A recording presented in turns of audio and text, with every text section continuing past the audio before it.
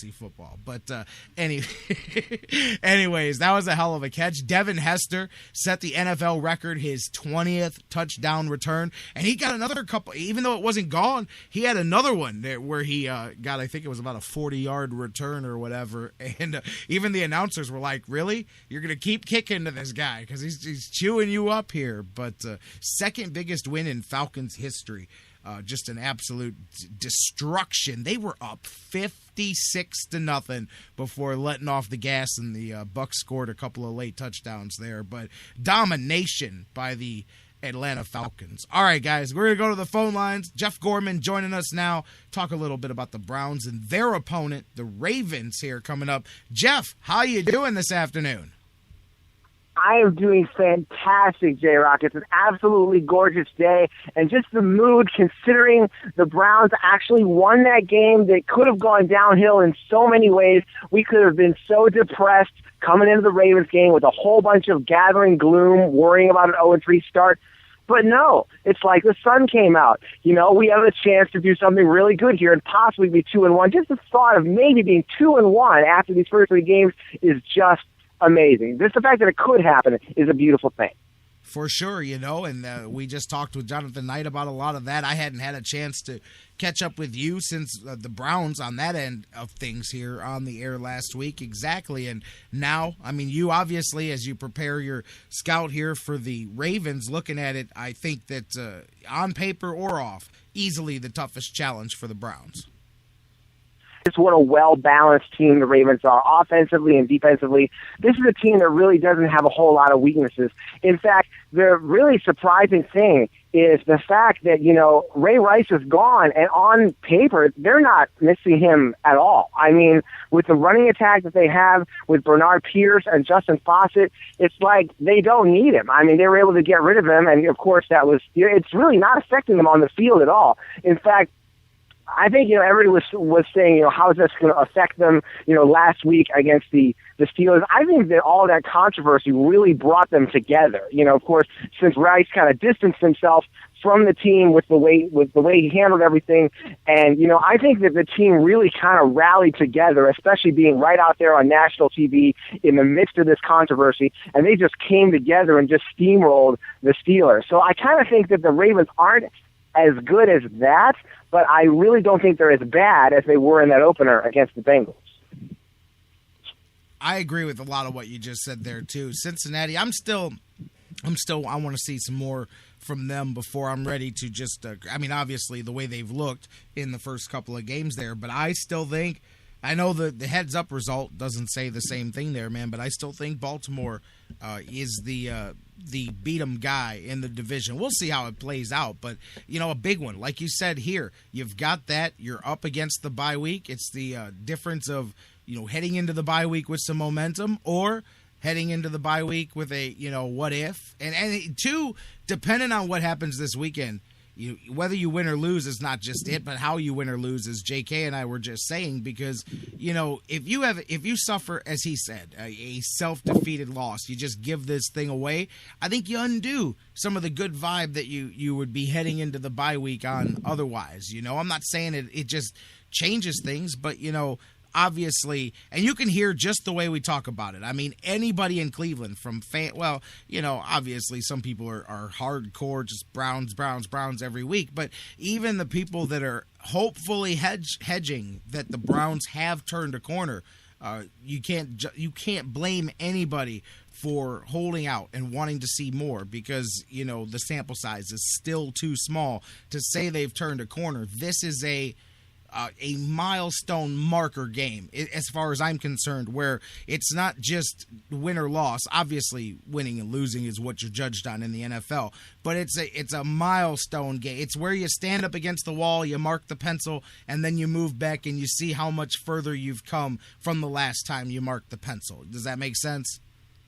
Yes, it does. And I think you're right. I think if this team comes out and falls flat on their face, they lose 33-10 and they cough up the ball 4 times, then that would really undo a lot of the goodwill from the Saints. And really the only good thing would be, well, at least they're 1-2 instead of 0-3. But yeah, that would really be quite a setback, because with this game isn't just a division game. It's really a litmus test of this whole Mike Pettine's play like a Brown. This is one of those games that he's talking about. I'm sure that when he's talked about this, he was thinking maybe more November, December, a game like that, because this is going to be a ground war in the trenches, especially if the weather's bad, because there's a 50% chance that they're going to be getting thunderstorms during this game. So it could be a pretty sloppy, muddy affair, and this is going to be one of those ones where the Browns are going to have to pretty much slog it out, especially if neither team can do too much through the air. But both teams so far, like I kind of said, have done pretty well on the ground, and that's what the Ravens are going to try to do, because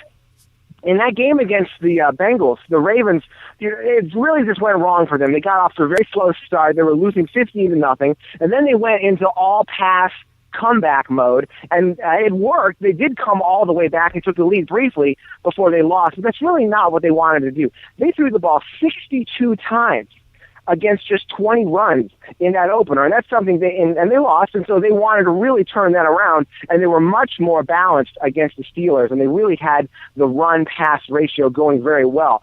So that's something that they're going to try to keep going. They're going to try to keep the ball on the ground. And Mike Pettin has come out and said, last week how we had to come out and stop Drew Brees and maybe let the run go a little bit, just make sure we stop Brees. It's the opposite this week. This week we've got to stop the run.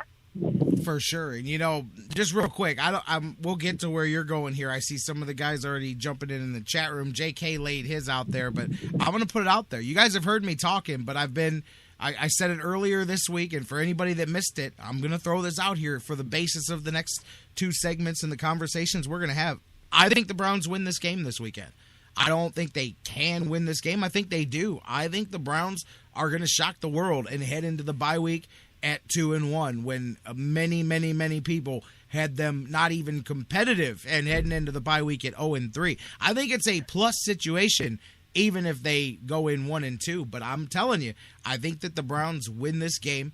And now this one, I would definitely term an upset more than last week's, in my opinion, just because of the difference in the styles. You hit on it. This team's going to try to run on you, and the Browns have been able to be run on. And that's something that's a tenet of Mike Pettine's defenses that we haven't totally gotten into in the last few weeks. I've brought it up from time to time, is that they do increase the turnovers and the sacks, and they make a lot of noise, and they do a lot of game-changing plays, but at the same time, they are traditionally known for being gashed by the run. That's kind of the weakness in his defenses, or ones that he's been a part of the last few years. And we've seen in the early part of the Browns season that that's a problem too. So that's something that you've got to watch out for. And I know you're going to talk about those backs that they're going to come at, because a lot of people thought you take out Ray Rice, that's going to be a big hit. But these guys, it's next man up, and they've had a couple of next man up that have taken care of business.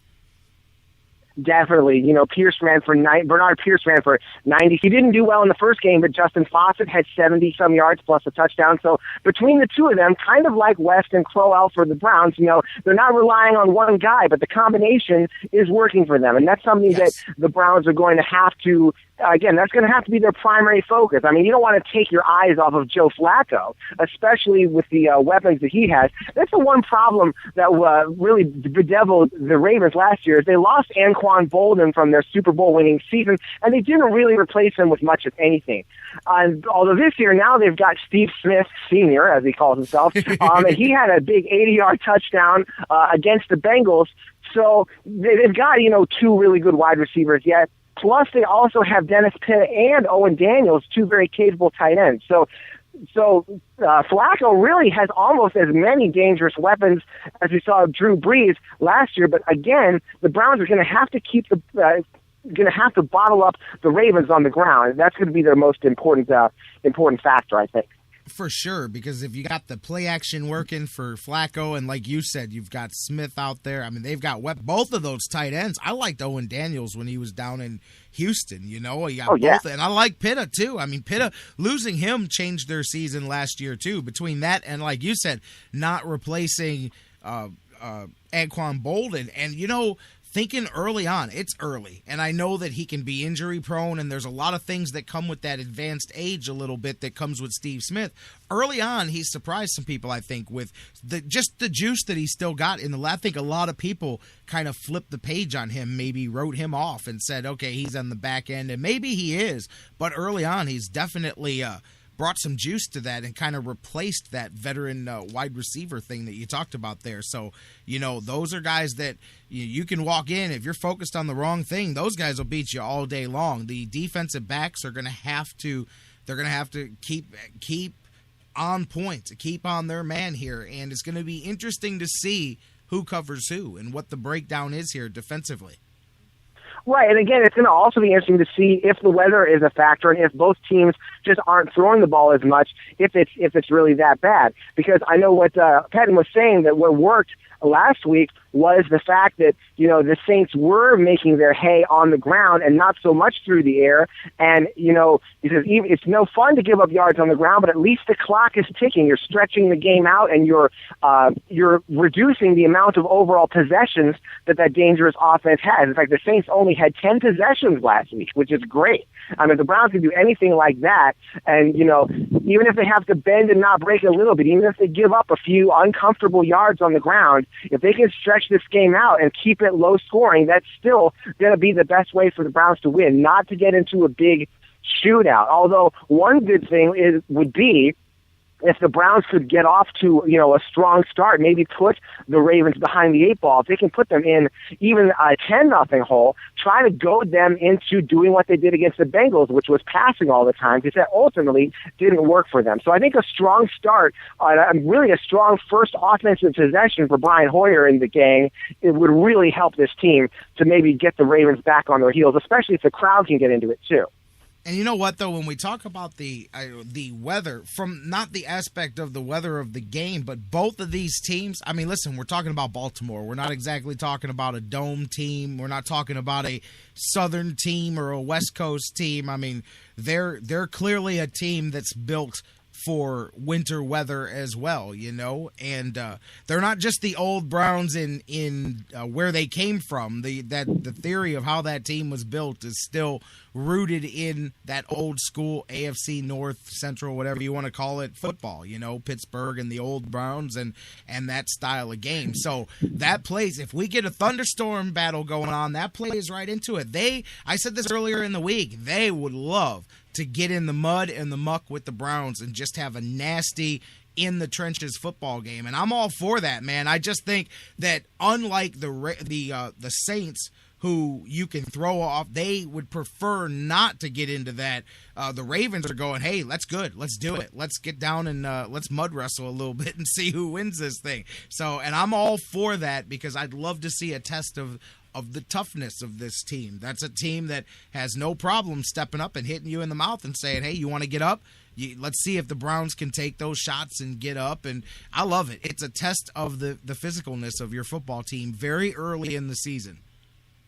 Right, and it really turns into the great equalizer. When you look at all the talent on both sides, nothing against Brian Hoyer because he's done very well, but you don't want to get into a big passing shootout with Joe Flacco. You don't want Flacco to throw 4 touchdowns and say, well, let's see if Hoyer can throw 4 touchdowns. If you kind of keep this mostly on the ground, you don't have to get into that kind of battle. And then, 1 or 2 big plays can turn the game in your favor, even a special teams play. I mean, maybe our new kick returner, Moore, might be able to do something because he's going to be taking over for Travis Benjamin as the kickoff returner. So, you had the big plays like Dansby made last week. So, 1 or 2 big plays can turn the tide. So even if the talent on paper is a little bit in the other favor, this kind of a low-scoring, possibly muddy, definitely going to make it more of a great equalizer for the Browns. Absolutely. You're listening to the Sports Fix. Jeff Gorman, J-Rock talking about the Browns and the Ravens. Jeff's got the scouting report for the Baltimore Ravens, and as we keep saying, a lot of differences that they bring to you from the teams that you've played already. I like that. 3 different games, some different challenges, different looks early. I like that outside of the X's and O's of this specific game. I like that with your bye week being so early is you got your team, you get looks as a coaching staff at your team in a lot of different situations early on. That'll be good for adjustments. And I mean, there's another difference, by the way, too, in the traditional season here is how many times has the bye week been later in the season? How many times is the bye week, near the end where you're down in that dregs of the season and going down the opposite of a stretch run, whatever you'd want to, a slow run, whatever you'd want to call it, that suffering that you go through. But a little different here coming in the early part because you get to kind of, I use that word,